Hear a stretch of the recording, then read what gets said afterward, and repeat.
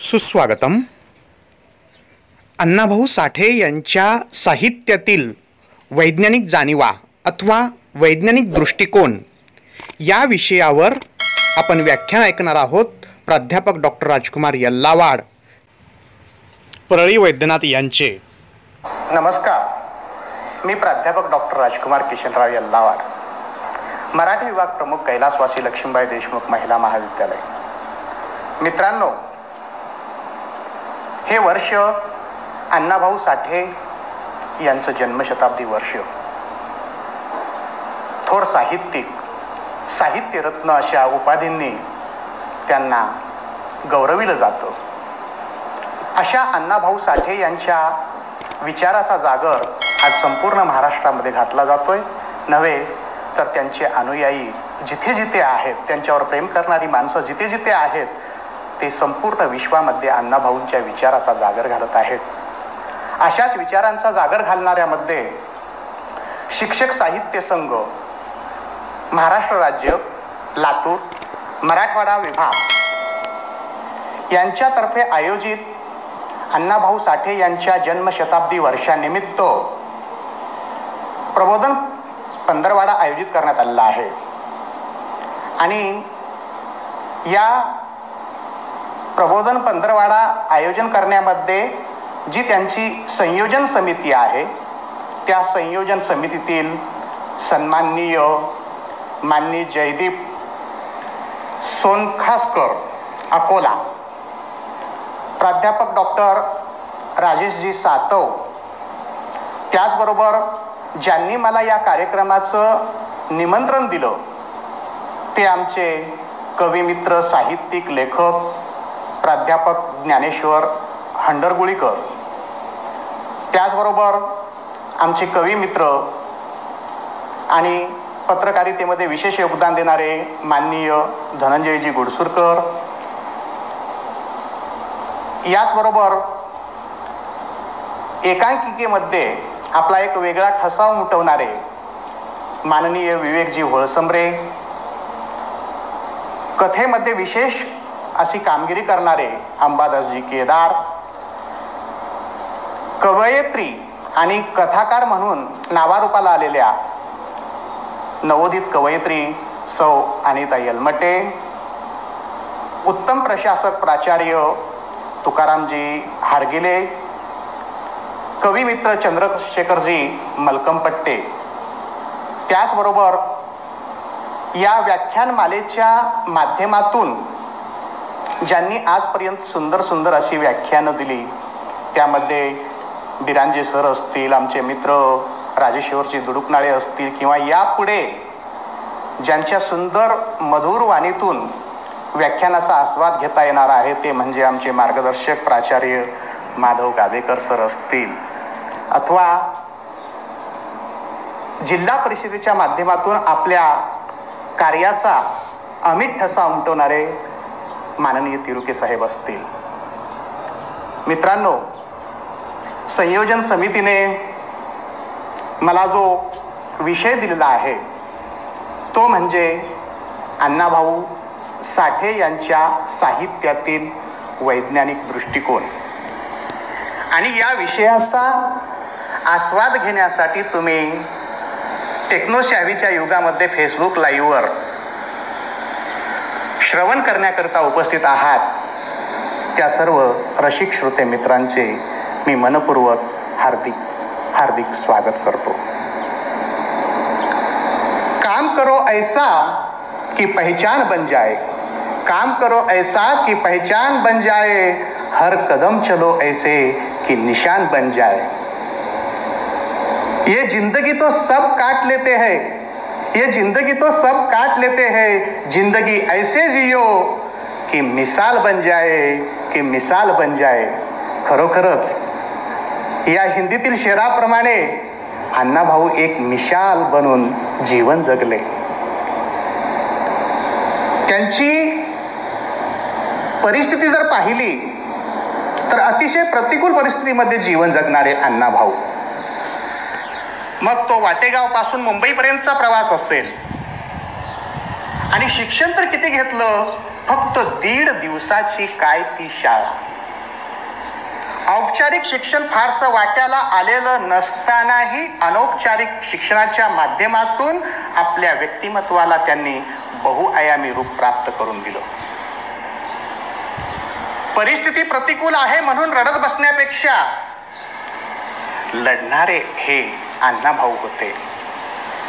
आपण पाहतोय दैनंदिन जीवन जगत असताना कितीतरी माणसं प्रतिकूल परिस्थिती आली म्हणून रडत बसतात आणि जीवनात फक्त नैराश्य आणि नैराश्यच घेऊन बसतात. अशा माणसाविषयी बोलताना मंगेश पाडगावकर म्हणतात, सांगा कसं जगायचं, कणत कणत जगायचं की गाणं म्हणत जगायचं. सांगा कसं जगायचं, कणत कणत जगायचं की गाणं म्हणत जगायचं, तुम्हीच ठरवा. पेला अर्धा भरला आहे असं सुद्धा म्हणता येतं, पेला अर्धा सरला आहे असं सुद्धा म्हणता येतं. पेला अर्धा सरला आहे असं म्हणायचं की अर्धा भरला आहे असं म्हणायचं, तुम्हीच ठरवा. सांगा कसं जगायचं, कणत कणत की गाणं म्हणत, ते तुम्हीच ठरवा, ते तुम्हीच ठरवा. मित्रांनो, अण्णाभाऊ हे कणणाऱ्यापैकी नव्हते तर ते गाणं म्हणणाऱ्यापैकी होते. ते गाणं होतं मानवतेचं. माणसाला माणूस म्हणून जगता यावं या विवेकशील विचाराचं. रूढी परंपरा अज्ञान याला छेद देऊन वैज्ञानिकतेची कास धरण्याचं. त्यांच्या या गाण्याचे सूर त्यांच्या साहित्यातूनही ऐकायला मिळतात. त्यांचं ते सूरमय गाणं जीवनातील बेसूरपण उद्ध्वस्त करायला लागतं.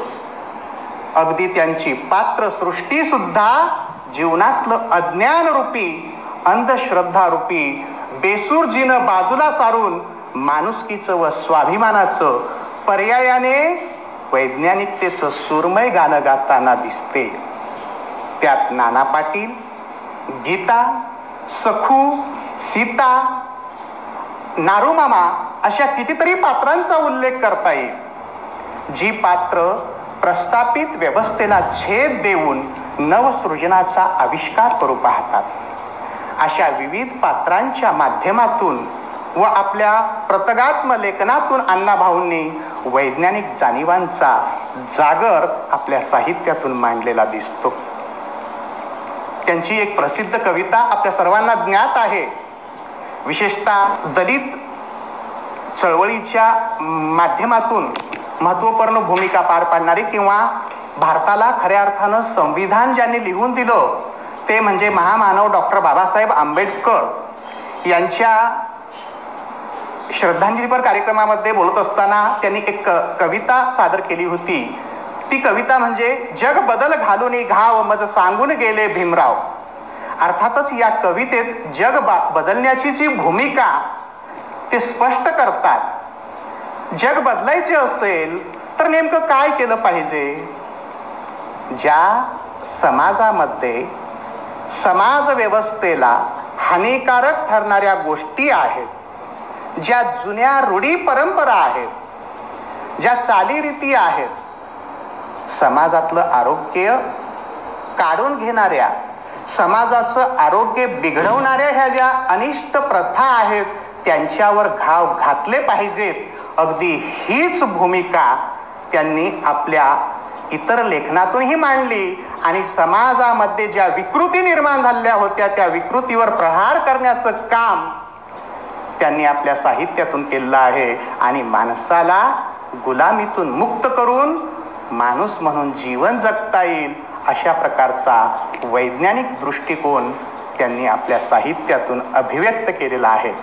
मित्रांनो, अण्णाभाऊ साठे यांच्या साहित्यातील वैज्ञानिक जाणीवा लक्षात घेत असताना थोडक्यात आपल्याला वैज्ञानिक दृष्टिकोन म्हणजे काय ही संकल्पना थोडी समजली तर आणखीन त्यांच्या साहित्यावर प्रकाश टाकणं सोपं जाईल. बऱ्याच वेळेला आपण अशी मनोभूमिका करून बसतो, वैज्ञानिक दृष्टिकोन म्हणजे कुठेतरी प्रयोगशाळेत जाऊन प्रयोग करणे वगैरे वगैरे.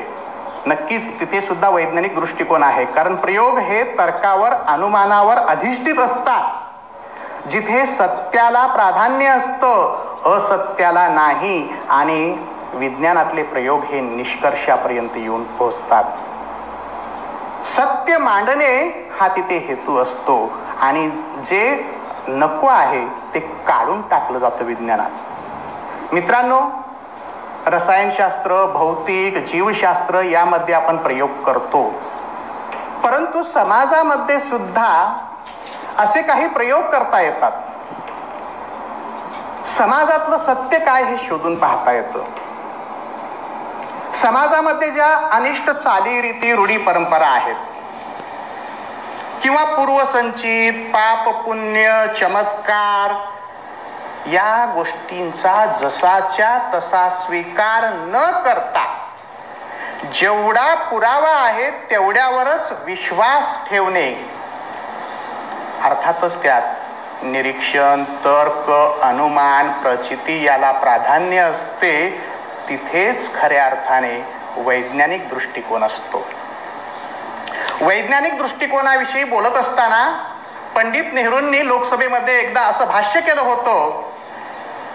ते म्हणतात, scientific temperament is a process of thinking, method of action, search of truth, way of life, spirit of free man.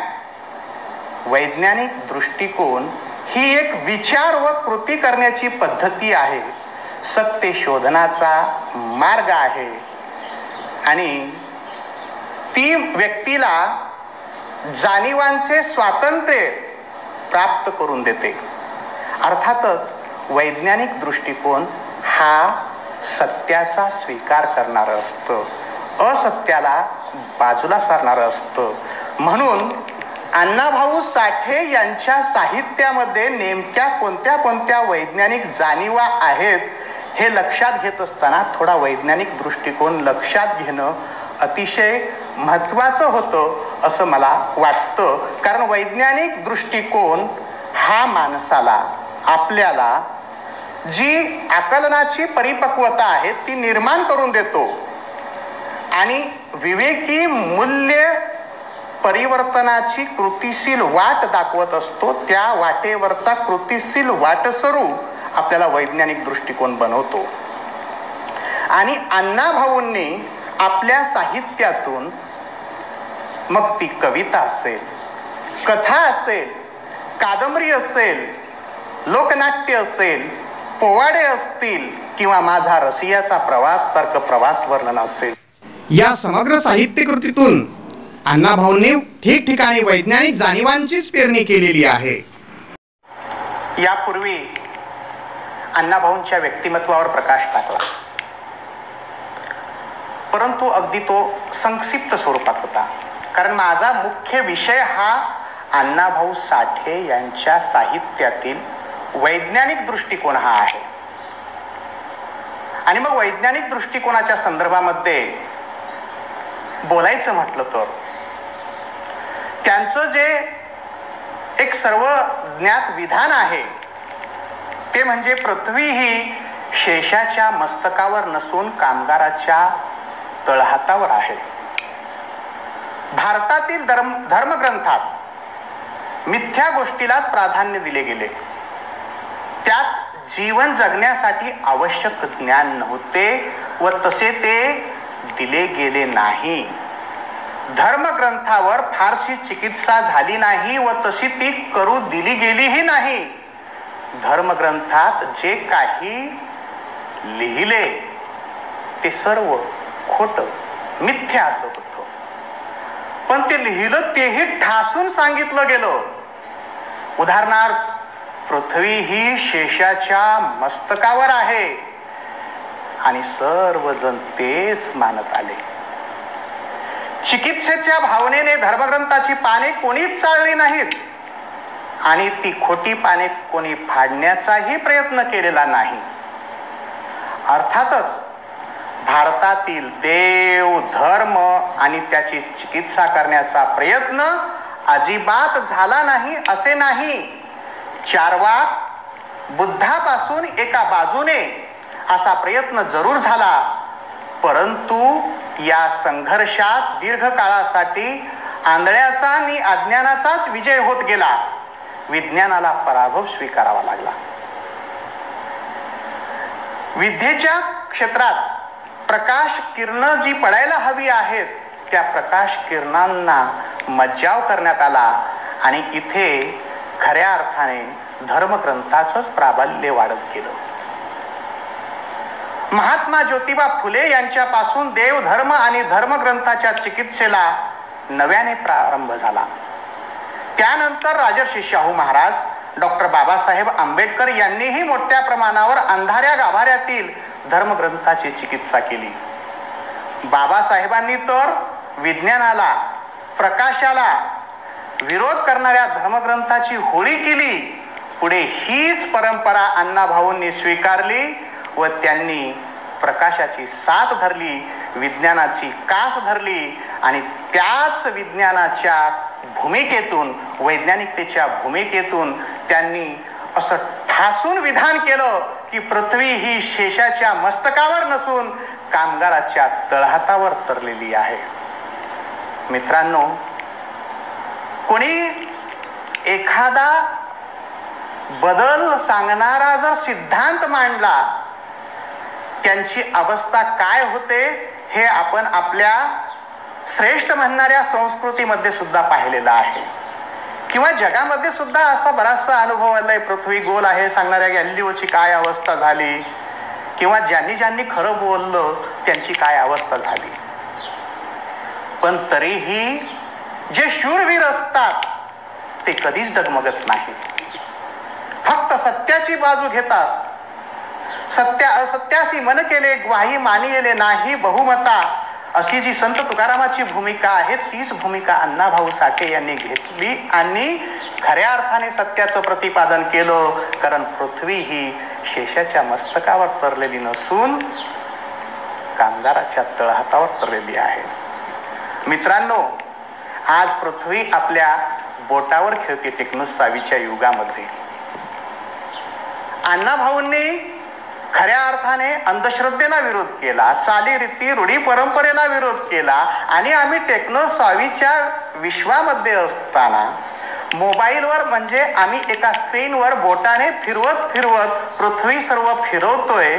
त्या युगामध्ये असताना कितीतरी अंधश्रद्धा पसरवणारे मेसेज, संदेश इकडून तिकडे सहजतेने फॉरवर्ड करत असतो. मग आम्ही कुठले सुधारणावादी, पुरोगामी आज विचार करण्याची गरज आहे. कारण स्वातंत्र्यापूर्वी अण्णाभाऊंनी किती सुंदर विचार मांडले, स्वातंत्र्यानंतरही आपल्या लेखणीतून त्यांनी वैज्ञानिक जाणीव दिली आणि आज आम्ही 21व्या शतकामध्ये वावरत असतानाही त्यांच्यासारख्या वैज्ञानिक जाणीवा का स्वीकारत नाही, हा मला पडलेला मुख्य प्रश्न आहे. निश्चितच आपण सर्वांनी त्यांच्या विचाराची कास धरून पुढे गेलं पाहिजे. अण्णाभाऊ साठे यांनी कादंबरी विपुल प्रमाणात लिहिली, कथाही विपुल प्रमाणात लिहिल्या. जवळपास 35 कादंबऱ्या, 21 कथासंग्रह लिहिले आणि त्यांच्या कादंबरीमध्ये, कथा विश्वामध्ये ज्या काही जीवन जाणीवा आहेत त्या सर्व हारांच्या जीवन जाणीवा आहेत. सर्व हारांच्या जीवन जाणीवा मांडत असताना त्यांच्या वाट्याला आलेलं दुःख, त्यांच्या वेदना आपल्या साहित्यातून त्यांनी मांडल्या. अण्णाभाऊ हे अस्पृश्य म्हणून गणल्या गेलेल्या समूहाचे सदस्य होते. त्यामुळे त्यांच्या व त्यांच्या समूहाच्या वाट्याला फार अनुभवताच आले नाहीत. माणुसकीचा ओलावा दलितांना कधीही अनुभवता आला नाही. उलट गाव आणि गावकरी यांची दडपशाही वृत्तीच त्यांना सोसावी लागली आणि तीच त्यांच्यावर चालायची. त्यातूनच दलित समाज हा सुद्धा अंधश्रद्धेच्या आहारी गेलेला लक्षात येतो. तोही दगडात देव पाहायला लागला आणि मग दलितांच्या जीवनातील प्रकाश हरवला. अंधाराचे साम्राज्य पसरले. अंधाराचंच जीणं आणि अज्ञानाचंच जीवन हेच त्यांच्या जीवनाचं आशयसूत्र बनलं आणि त्यातूनच वाघ्या, मुरळी, पोतराज, देवदासी, जोगता असे अनेक सोंग ढोंग त्यांना करावे लागले. ही एक दलितांच्या जीवनात शिरलेली विकृतीच होती. त्यांचा जणू चेहराच हरवला होता. अंगात येणे, देवांच्या वाऱ्या करणे, नवस बोलणे, उपवास करणे अशा अनेक अघोरी मार्गाचा अवलंब त्यांनाही करावा लागला. आणि हे सगळे अण्णाभाऊंनी पाहिले होते. त्यामुळे आपल्या धर्मातील ह्या ज्या संकल्पना आहेत त्या सर्व थोतांड आहेत असं अण्णाभाऊंना वाटायला लागलं. आणि त्या खऱ्या अर्थाने दलितांच्या विकासातील प्रमुख अडसर आहेत अशी अण्णाभाऊंची ठाम भूमिका झाली. आणि याच भूमिकेतून अण्णाभाऊंनी विविध कलाकृतींच्या माध्यमातून जे काही लेखन केलं त्यात प्रसंगानुरूप वैज्ञानिक विचाराची पेरणी केलेली आहे. तिथे विवेकाचा जागर घातलेला आहे. अशा काही कथा प्रातिनिधिक स्वरूपामध्ये आपल्याला लक्षात घेता येईल. खुळवंडी नावाच्या कथासंग्रहामधील त्यांची मरी आई आईचा गाडा नावाची जी गाजलेली कथा आहे. खरं तर माणसाला आजार होतात, वातावरण बदललं, पर्यावरण बदललं, पाणी बदललं की आजार होतात किंवा काही साथीचे रोग येत असतात. तसं एकदा गावात अचानक आलेल्या प्लेगच्या साथीच्या पार्श्वभूमीवर जे नाट्य घडते ते नाट्यमय जे चित्र आहे ते चित्र अण्णाभाऊंनी मरी आईचा गाडा या कथेमध्ये चित्रित केलेला आहे. मित्रांनो, सर्वप्रथम मी तुम्हाला हे सांगतोय की केवळ अंधश्रद्धा चित्रित करणे हा या कथेचा हेतू नाही, तर तिथे असलेली समाज व्यवस्थेतील अंधश्रद्धा अधोरेखित करता करता कथेच्या शेवटी एखाद्या पात्राच्या मुखातून जो टर्निंग पॉइंट देणारा भाग ते मांडतात. एखादं अवतरण ते त्या पात्राच्या मुखातून घालतात, एखादं विधान त्या पात्राच्या मुखातून करतात. ते विधानच अण्णाभाऊ यांच्या वैज्ञानिक जाणीवेची साक्ष देऊन जाणार असतं. मरी आईचा गाडा ही जी कथा आहे या कथेमध्ये गावात अचानक प्लेगची साथ येते आणि अनेक लोक आजारी पडतात. गावातल्या लोकांना वाटायला लागतं की ही गावामध्ये मरी आई शिरली आहे, त्यामुळे हे सारे घडते आहे आणि यातून सुटका करायची असेल तर आपल्याला मरी आईचा गाडा गावाच्या बाहेर सोडला पाहिजे अशी भूमिका गावातीलच केरू नलावडे, सटवाजी, बाबाजी आणि महात्मा अशा ज्या व्यक्तिरेखा त्या कथेमध्ये आलेल्या आहेत ते मांडतात. अर्थातच हे सर्व पात्र अंधश्रद्धेचं प्रतिनिधित्व करणारे आहेत. ती पात्र सांगितली मी, केरू नलावडे असेल, त्याचबरोबर सटवाजी असेल, बाबाजी असेल आणि महात्मा असेल. यांची भूमिका काय आहे? गावात जो आजार शिरले मरी आईच्या अवकृपेमुळे शिरलेला आहे अशी त्यांची मनोभूमिका आहे. परंतु तिथे जो नाना पाटील नावाचा एक व्यक्ती आहे, ही जी व्यक्तिरेखा आहे ती व्यक्तिरेखा या सर्व पात्रांच्या विचाराला विरोध करते आणि आपला विवेकी विचार मांडायला लागते. हा जो विचार आहे तो वैज्ञानिक विचार आहे. तो या पारंपरिक अंधश्रद्धेला विरोध करतो आणि गावात जे झालेले आजार आहेत ते आजार मरी आईच्या अवकृपेमुळे झालेले नाहीत तर अस्वच्छतेमुळे झालेले आहेत अशी भूमिका तो मांडतो. आणि त्यांचं ऐकत नाही. पुढे तो एका रोग्याला दवाखान्यात घेऊन जातो आणि तो रोगी बरा होतो. अर्थातच तिथे जे नाना पाटील हे पात्र अण्णाभाऊंनी उभे केलेले आहे ते अंधश्रद्धेला नाकारणारे आहे. अंधश्रद्धेला विरोध म्हणजे सत्याचा स्वीकार, पर्यायाने विज्ञानाचा स्वीकार. ही विज्ञानवादी विचारांची भूमिका अण्णाभाऊ साठे यांनी वेगवेगळ्या पात्रांच्या माध्यमातून आपल्या कलाकृतीमधून आविष्कृत केलेली आहे. मित्रांनो, कथेद्वारे अशा अनेक गोष्टी त्यांनी सांगितल्या आहेत ज्या जुन्या चाली, रीती, रूढी, परंपरा, अनिष्ट प्रथा आमच्या समाज व्यवस्थेमध्ये आहेत. त्या जुन्या चाली, रीती, रूढी, परंपरा काढून टाकल्या पाहिजेत अशी भूमिका आणि त्या जुन्या चाली, रीती, रूढी, परंपरेला नाकारण्याची भूमिका ही अण्णाभाऊ साठे यांनी घेतलेली आहे. केशवसुतांच्या शब्दात सांगायचं म्हटलं तर जुने जाऊ द्या मरणा लागुनी जाळुनी किंवा पुरुनी टाका सडत न एका ठाई ठाका सावध ऐका पुढल्या हाका प्राप्त काल हा विशाल भूदर सुंदर लेणी तयात खोदा. किंवा आमचे अंबाजोगाईचे गझलकार कवी मित्र मुकुंदजी राजपंके यांची सुंदर कविता आहे. जळमटांना जुन्या जाळले पाहिजे घर नव्याने पुन्हा बांधले पाहिजे. अगदी या कविताशी संवादी अशी विचारधारा अण्णाभाऊ साठे यांची होती. आणि त्या कवितेच्या ओळी अण्णाभाऊंच्या विचारधारेला सार्थ ठरतात अशा अनेक कथा त्यांनी लिहिल्या की ज्या कथेमध्ये वैज्ञानिक जाणीव आहेत.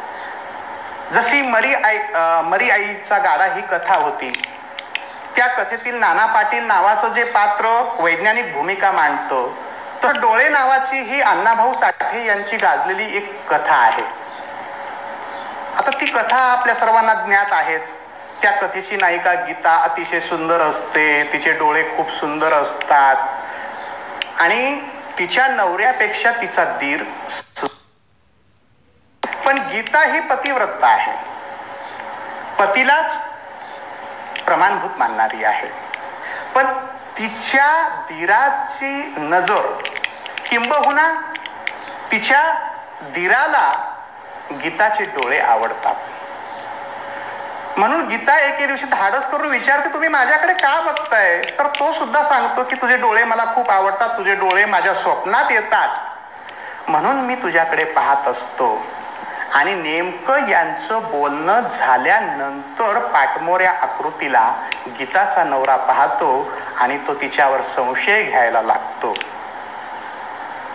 संशय घेतल्यानंतर तिला तो पापी ठरवतो आणि तिचा न्याय निवाडा करण्यासाठी त्या कथेमध्ये विशाळगडावर घेऊन जातो.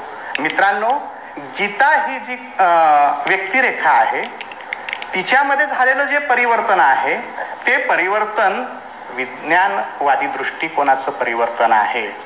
पण ते कसं झालं हे थोडं या कथेतून पुढे निश्चितच लक्षात येईल.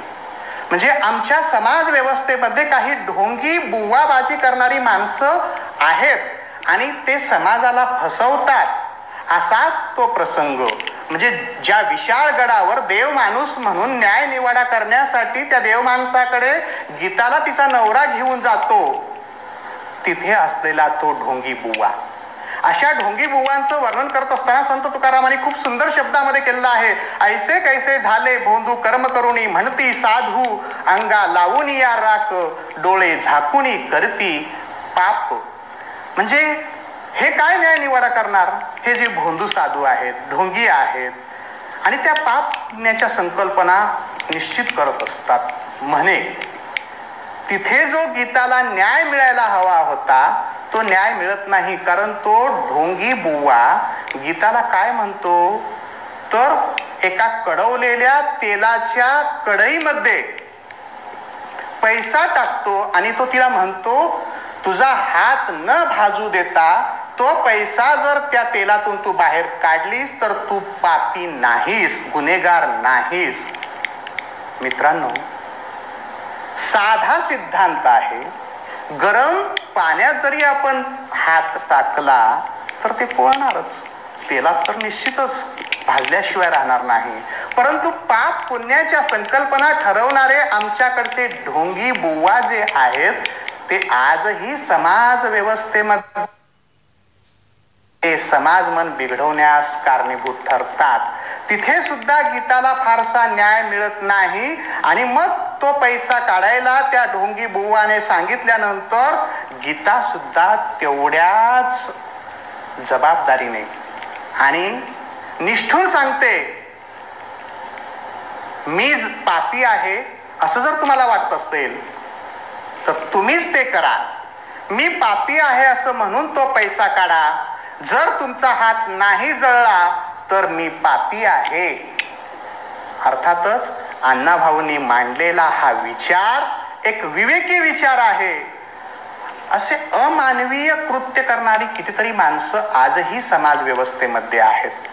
अशा अमानवीय कृत्याविरोधात अण्णाभाऊंनी गीताच्या माध्यमातून टाकलेली ही एक विचाराची ठिणगी आहे ती विचाराची ठिणगी ही विज्ञानाची ठिणगी आहे. म्हणजे नाना पाटील सारखी व्यक्तिरेखा असेल किंवा डोळे कथेतील गीतासारखी व्यक्तिरेखा असेल, ह्या शेवटी परिवर्तनाची वाट धरतात. म्हणजे जुन्या गोष्टींना नाकारतात. पाप पुण्य ह्या काही संकल्पना महत्वाच्या नाहीत अशी त्यांची भूमिका असते. अशा अनेक कथा आहेत. फरारी नावाची एक कथा आहे. त्या कथेमध्ये आपण दैनंदिन जीवन व्यवहारामध्ये जीवन जगत असताना अशा बऱ्याचशा गोष्टी पाहतो. नवस सायास वगैरे वगैरे. म्हणजे ज्या ज्या वेळी आमच्यावर प्रतिकूल परिस्थिती येईल त्या त्यावेळी आम्ही कुठे जातो, तर कुठेतरी मंदिरात जातो. चित्रपटसृष्टीमध्ये किंवा मालिकामध्ये तर नेमकं काय दाखवलं जातं, हे चित्र दाखवलं जातं. म्हणजे नायकाला गोळी लागते, तिला म्हणजे असं वाटत नाही की त्या नायकाला आपण दवाखान्यात घेऊन जावं वगैरे वगैरे. ती सरळ मंदिरात जाते आणि तिथे जाऊन देवाच्या समोर धावा करते. ती गाणं म्हणते, फूल पडतं आणि इकडे नायक डोळे उघडतो. म्हणजे आम्ही विज्ञान युगामध्ये वावरत असतानाही काय चित्र दाखवावं याचा विचार आम्हाला नाही. आणि मग त्या काळात सुद्धा नवस सायास वगैरे सारख्या प्रथा होत्या. म्हणजे ह्या वाईट चालीरीती रूढी परंपरा होत्या. तसंच या नवस बाबतीत फरारी नावाची कथा लक्षात घेण्यासारखी आहे. आता या कथेतील सखू नावाचं जे पात्र आहे, अगदी 20 वर्षाची असताना बिचाऱ्या सखूच्या वाट्याला वैधव्य येतं. तिला एक लहान मुलगा आहे हन्मू नावाचा. त्याच्यावर ती जीवापाड प्रेम करते आणि हन्मू सुद्धा तिच्यावर जीवापाड प्रेम करतो. एकमेकाला सावरून घेत ते पुढे जातात. तिचा त्याच्यावर जीव आहे आणि त्याचा तिच्यावर जीव आहे. हन्मू तिच्या शब्दाच्या बाहेर नाही, परंतु हन्मू जसा मोठा होतो तसं सखूला वाटतं आपण आपल्या मुलाचं लग्न करावं. पण काही अपरिहार्य कारणास्तव हन्मूचं लग्न पुढे पुढे लांबत जातं. आणि मग हन्मूचं लग्न जमावं म्हणून सखू भैरूबाला नवस करते आणि मी तुझं सर्व काही नवस तिथे सखू मुलासह सुनेसह येऊन फेडीन असं सांगत असते. अर्थातच भैरूबाच्या नवसानं लग्न झालं अशीही तिची मनोभूमिका बनते. हन्मूचं लग्न होतं, परंतु तिची देवावर जी श्रद्धा आहे, सुरुवातीचा पूर्वार्ध भाग, त्या श्रद्धेतून ती हन्मूला सरळ सांगते, तू तुझ्या बायकोला स्पर्श करू नको. जर स्पर्श केलास तर भैरूबाचा प्रकोप होईल, म्हणून स्पर्श करू नको. आणि हे मात्र सुनेला दिवसेंदिवस असह्य होतं आणि हे प्रकरण त्यांच्या घटस्फोटापर्यंत, काडीमोडपर्यंत जातं. सखूला जेव्हा कळतं, अरे त्यांचा काडीमोड कशामुळे झाला, तर मी भैरोबाला केलेल्या नवसामुळे झाला. अर्थातच तिच्या डोक्यामध्ये अंधश्रद्धेचं जे खूळ होतं ते खूळ निघून जातं आणि ती भैरोबाला शिव्या द्यायला लागते. अर्थातच इथे तिच्या मनाचं जे परिवर्तन झालेलं आहे, हे परिवर्तन म्हणजेच अण्णाभाऊंचा वैज्ञानिक दृष्टिकोन आहे. तिच्या ठिकाणची असलेली अंधश्रद्धा निघून गेली आणि खऱ्या अर्थाने तिच्या ठिकाणी एक विवेकी विचार करण्याची मनोभूमिका आली. मित्रांनो, अण्णाभाऊंच्या ह्या कथा ज्या आहेत, जगण्यासाठी लढणाऱ्या माणसांच्या कथा आहेत असं आहे. अशा विविध कथा, अनुभवाने संपन्न अशा कथा त्यांनी मराठी साहित्याला दिलेल्या आहेत. त्यांची 3 भाकरी नावाची एक कथा आहे, त्यामध्ये भूताविषयीची संकल्पना खूप मजेशीर रंगवलेली आहे. आता आपल्या समाजामध्ये, संस्कृतीमध्ये लहान वयापासूनच मूल बाहेर जाऊ नये म्हणून त्याला आई म्हणत असते, भूत आहे, भूत आहे, भूत आहे. आमच्या समाज व्यवस्थेमध्ये देव संकल्पना आहे तर भूतही आहे. 3 भाकरी या कथेमध्ये सुद्धा अण्णाभाऊंनी भूत ही संकल्पना खूप मजेशीर रंगवली आहे. विनोदी पद्धतीनं ही कथा रंगवलेली आहे. परंतु केवळ अंधश्रद्धा पसरवणे हा त्या कथेचा हेतू नाही, तर त्या कथेमध्ये भूत ही संकल्पना कशी चुकीची आहे असं एक टर्निंग पॉइंट देणारं विधान त्या कथेचा जो निवेदक आहे मिंचेकर यांच्या मुखातून अण्णाभाऊ घालतात. मिंचेकर म्हणतो, पोटात अन्न कमी आणि डोक्यात अक्कल कमी असल्यावर दुसरं काय होणार? गोंधळ नाही होणार तर काय होणार? म्हणजे तिथे जी गोंधळाची परिस्थिती निर्माण झाली होती, ती गोंधळाची परिस्थिती कशामुळे झाली होती? तर डोक्यात अक्कल कमी असल्यामुळे. जर डोक्यात अक्कल असेल तर माणूस अंधश्रद्धेच्या आहारी जात नाही, भूत ही संकल्पना मानत नाही, देव संकल्पना मानत नाही, तो विवेकशील विचाराने वैज्ञानिकतेची कास धरतो आणि मिंचेकर जे विधान करतात ते विधान हे वैज्ञानिक दृष्टिकोन मांडणार आहे. अशा कितीतरी कथा आहेत. बरबाद्या कंजारी आहे, भानामती आहे, भूताचा वाडा आहे, सूड आहे, तीन मुंडकी आहे. अशा विविध कथातून अण्णाभाऊ साठे यांनी वैज्ञानिक जाणीवांचा जागर घातलेला आहे. काही कादंबऱ्यामध्ये सुद्धा या वैज्ञानिकतेचा आणि त्या वैज्ञानिक विचारधारेचा अनुभव आपल्याला येतो. चिखलातील कमळ नावाची एक कादंबरी आहे.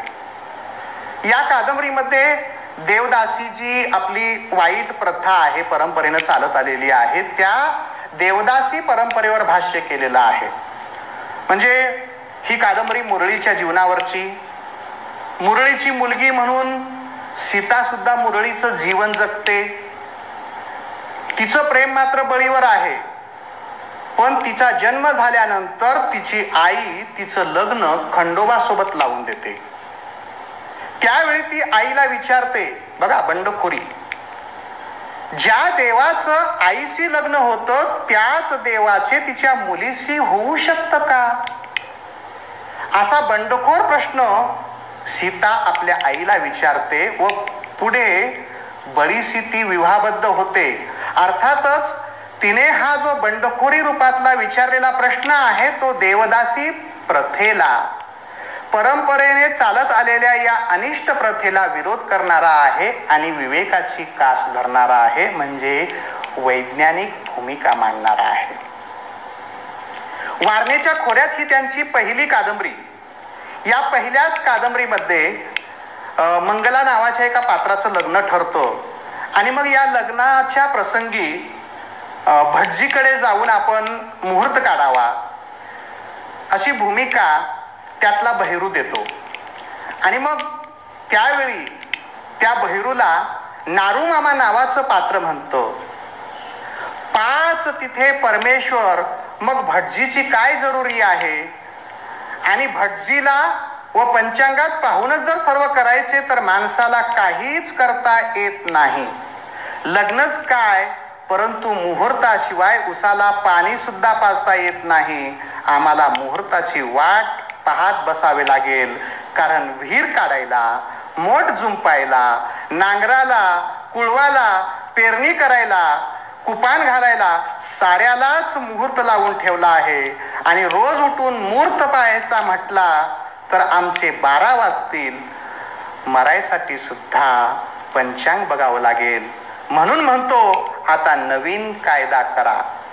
अर्थातच नारू मामाने नवीन कायदा करा हा जो शब्द वापरला तो निश्चितच विज्ञानवादी विचाराचा आणि त्या विचाराने प्रेरित होऊन मांडलेला विचार आहे. ह्या सर्व अण्णाभाऊ साठे यांच्या कथेतील, कादंबरीतील पात्र जी भूमिका घेतात, अंधश्रद्धेला चिकटून न राहता एक परिवर्तनाची वाट धरू पाहतात, तेच म्हणजे वैज्ञानिकतेची कास धरणारे आहे. आम्ही आता पाहतोय सद्यस्थितीमध्ये आजही लग्न करायचं म्हटलं तर सुशिक्षित माणसं आहोत. MA BEd set net PhD किंबहुना MBBS वगैरे डॉक्टर सर्व इंजिनियर झालेले आहेत. शिकलेली माणसं सुद्धा पंचांग पाहिल्याशिवाय मुहूर्त ठरवत नाहीत. हे वास्तव कटू सत्य आहे. मित्रांनो, अण्णाभाऊ साठे यांच्या कादंबरीतील नारूमामा नावाचं पात्र पंचांगाला विरोध करतं. अर्थातच अण्णाभाऊंचा या गोष्टीला विरोध होता. म्हणजेच अण्णाभाऊंची भूमिका ही वैज्ञानिकतेची भूमिका होती आणि आम्ही मात्र आजही आणखीन खुळचट कल्पनाला चिकटून बसलेले दिसतो. हे जसं कथा कादंबऱ्या यांच्या माध्यमातून अण्णाभाऊ साठे यांनी वैज्ञानिक भूमिका मांडली, तसाच त्यांचा आणखी एक पोवाडा, खूप गाजलेला पोवाडा होता. स्वातंत्र्यपूर्व काळामध्ये लिहिलेला बंगालची हात नावाचा पोवाडा आहे. भारताच्या बंगाल प्रांतात दुष्काळ पडतो, लोक उपासमारीने हैराण होतात, दीन दुबळ्याचं जगणं कठीण होतं आणि मग भुकेच्या आहारी जाऊन तिथे स्त्रिया सुद्धा आपलं सील विकायला लागतात. अन्न करीत लोक गल्लोगल्ली भटकू लागतात. त्यावेळी खऱ्या अर्थाने ब्रिटिश सरकारांनी काहीतरी ठोस उपाययोजना करायला हव्या होत्या, पण ते करत नाहीत आणि नादान नोकरशाहीही त्याकडे विशेष लक्ष देत नाही. तेव्हा बंगालमध्ये दुष्काळात होरपळणाऱ्या जनतेला मदत करण्यासाठी अण्णाभाऊंनी बंगालची हाक नावाचा पोवाडा लिहिला आणि त्या पोवाड्यामध्ये सुद्धा दैववाद याला प्राधान्य देण्यापेक्षा आपण खऱ्या अर्थाने विज्ञानाची कास धरली पाहिजे अशी भूमिका मांडली. त्यामध्ये ते असं म्हणतात, बंगाल बुरुज भारताच्या आघाडीवरला रोखून परचक्राला अवसर देई आम्हाला, राष्ट्रीय ऐक्य करण्याला म्हणून मदत करा हो त्याला. सावरून धरा बंगालला, दैवाचा कोप या सोडा कल्पनेला, वाचवा त्याला धरा सावरून, निराशा दुर्बलता झुगारून. म्हणजे दैवी कोप ही अंधश्रद्धा आहे, मनाची दुर्बलता आहे, भाकड कल्पना आहे, ती सोडून द्या आणि नव्या विचाराने नव्या उमेदीने निराशा दुर्बलता झुगारून देऊन सर्वांनी एकीने दुष्काळासारख्या नैसर्गिक आपत्तीचा सामना केला पाहिजे असे अण्णाभाऊंनी परिवर्तनवादी विचार मांडले, जे विज्ञाननिष्ठ आहेत. मित्रांनो, आजही आम्ही पाहतो दुष्काळ जर पडला तर आम्ही सुद्धा दैववादाकडे झुकतो. म्हणजे पाऊस पडावा म्हणून आजही महाराष्ट्रामधल्या कितीतरी कानाकोपऱ्यामध्ये धोंडी कोंडी पाणी दे वगैरे सारखे प्रकार चालतात. ते मुसळाला लिंबाच्या ढाळ्या बांधणे, बेडकी उलटी बांधणे वगैरे वगैरे किंवा चंडकोबा सारखे प्रकार आहेत. कितीतरी लोक देव पाण्यात घालतात. आम्ही पाहतोय की ज्या वेळी पाऊस पडत नाही त्यावेळी कितीतरी लोक यज्ञ करण्यामध्ये आपला वेळ खर्ची घालतात. म्हणजे आजही 21व्या शतकामध्ये वावरत असताना आम्ही किती दैववादाकडे झुकतो. परंतु अण्णाभाऊ साठे यांनी बंगालची हाक या पोवाड्यामध्ये दैववादाकडे झुकू नका, तुम्ही दुर्बलता सारा, भेकडपणा काढून टाका आणि एक नवा विचार घेऊन लढायला शिका, असा लढण्याचा विचार अण्णाभाऊंनी पोवाड्यामधूनही दिला. अर्थातच अण्णाभाऊचं समग्र साहित्य ज्यावेळी आपण निहाळायला लागतो त्यावेळी सर्व समग्र साहित्यामध्ये ठिकठिकाणी अशा वैज्ञानिक विचारांची पेरणी केलेली दिसते. म्हणजे जिथे अविवेकीपणा वाढलेला आहे, या अविवेकाची काजळी जिथे चढलेली आहे ती काजळी घासून पुसून लक्क करून फक्त विवेकाचा विचार पेरत जाण्याचं काम अण्णाभाऊ साठे यांनी आपल्या लेखणीच्या माध्यमातून केलेलं आहे. म्हणून आपण जन्मशताब्दी साजरी करत असताना मी एवढंच म्हणेन की आपण केवळ अण्णाभाऊंची जन्मशताब्दी साजरी करणे म्हणजे त्यांची आठवण करणे नव्हे, तर त्यांनी जी साहित्यातून विवेकाची पेरणी केलेली आहे, जो ज्ञानाचा दीप आपल्या हातात दिलेला आहे, तो दीप घेऊन अंधारलेल्या लोकांच्या जीवनामध्ये प्रकाश पसरवण्याचं काम केलं पाहिजे आणि अंधश्रद्धा दूर सारून त्यांच्या ठिकाणी वैज्ञानिक दृष्टी कशी रुजेल, ही जर भूमिका आम्ही त्यांच्या अनुयायांनी पार पाडली तर खऱ्या अर्थाने अण्णाभाऊच्या जन्मशताब्दी निमित्त आपण त्यांना आदरांजली वाहिल्यासारखं होईल. मित्रांनो, निश्चितच अण्णाभाऊचा हा विचार आपण यापुढे राबवूया आणि समाज एका अवनत स्थितीकडून उन्नत स्थितीकडे घेऊन जाण्यासाठी प्रयत्न करूया. आम्ही जे 2020ला महासत्तेचं स्वप्न पाहिलं होतं ते स्वप्न सत्यात उतरायचं असेल तर अण्णाभाऊचे हे विवेकी विचार समाज व्यवस्थेमध्ये रुजण्यासाठी आम्ही प्रयत्न करणं गरजेचंच आहे. निश्चितच आपण सर्व हे प्रयत्न करूया अशी मी आपल्या समोर भूमिका मांडतो आणि संयोजकांनी आपल्याशी संवाद साधण्याची संधी मला उपलब्ध करून दिली त्याबद्दल आमचे मित्र प्राध्यापक ज्ञानेश्वर हांडरगुळीकर आणि त्यांची संयोजन समिती या सर्वांचे मी आभार मानतो आणि माझ्या वाणीला पूर्ण विराम देतो. धन्यवाद मित्रांनो. हा व्हिडिओ आपल्याला आवडल्यास लाईक करा, शेअर करा आणि सबस्क्राईब करा.